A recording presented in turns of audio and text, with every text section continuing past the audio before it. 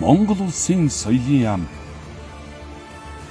Монгол улсын үндэсний номын сан үзүүлж байна.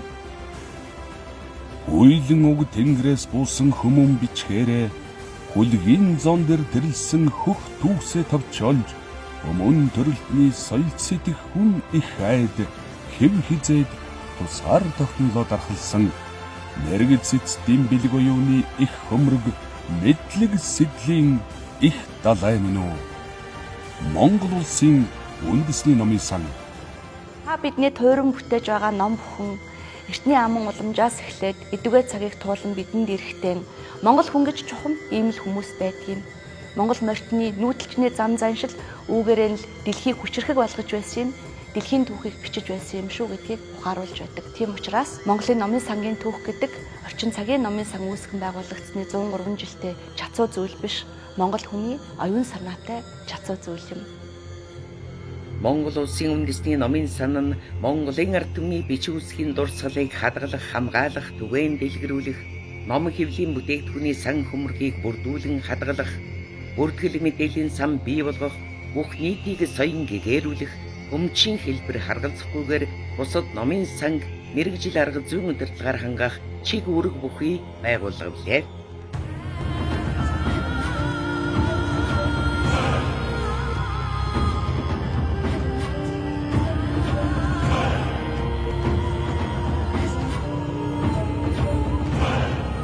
Монгол Улсын засгийн газраас дэвшүүлсэн зорилтын хүрээнд үндэсний номын сангийн маань шинэ барилга бүрэн хэмжээнд тогтмол үйл ажиллагаатай болж байна. Энэхүү барилга маань олон улсын жишгт нийцсэн орчин цагийн иргэдийн хэрэгцээ шаардлагыг хангасан хүн Чингис хаан музейн дараа орох хот соёлын салбарын томоохон бүтээн байгуулалтын нэг болж байгаагаар онцлог байгаа юм аа.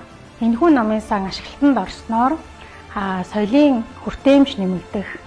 За үүнээс гадна шинжлэх ухаан, танин мэдхийн мэдлэг ойлголтыг нэмэгдүүлэх, хүүхэд залуучууд чөлөө цагаа зөв зохистой өнгөрүүлэх, сурч боловсрох орчныг нэмэгдүүлсэн соёлын бүтээн байгуулалтын тоо нэмэгдэж, үүгээрээ дамжуулан соёлын хүртээмж нэмэгдэх боломжтой болж байгаа юм аа.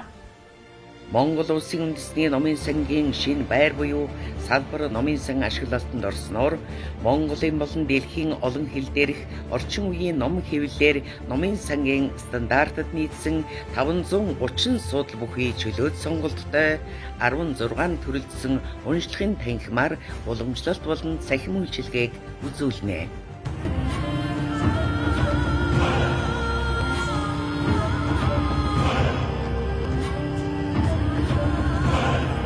Манай шинжлэх ухааны академи үндэсний номын сан хоёр бол хүн холбоотой хоёр байгууллага. Анх 1921 онд Судар өвчгийн хүрээлэнгийн дэргэд номын сан байгуулсан явдал бол өнөөдрийн үндэсний номын сангийн их суурь гэж үзэж болох талтай.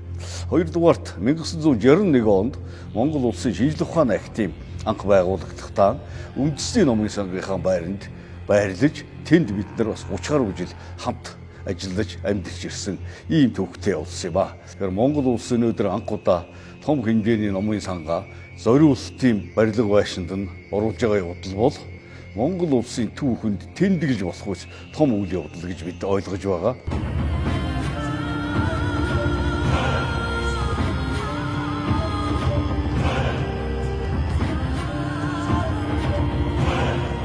Монгол улсын үндэсний номын сан маань орчин цагийн хөгжлийн түүхийг түүчилэн бичгтэн зөвхөн монголчуудын оюун санааг тэтгэн услаад тордоод зогсохгүй хүн төрөлхтний оюун санаанд хамгийн хүчрэхэг дурсгалуудыг үлдээсэн.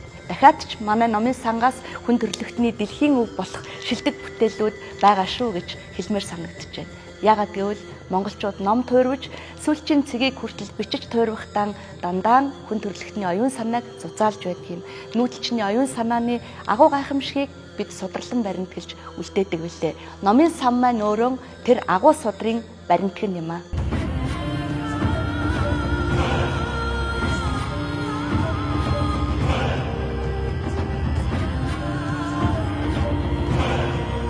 Монгол улсын үндэсний номын сангийн салбар номын сангийн шинэ байрны нээлтийн ёслолын арга хэмжээ 2024 оны 5 дугаар сарын 27-ны өдөр болж цаашид олон нийтэд үйлчилнэ. Эрдэм оюуны хүчит жигүүрээр эрен цагийн орчилд нэршин нэгдэм үү бэлэг ухааны гүн зузаанаар бие үгэн даяаршил тусгаар тогтном уу? Монгол улсын соёлын яам, Монгол улсын үндэсний номын сан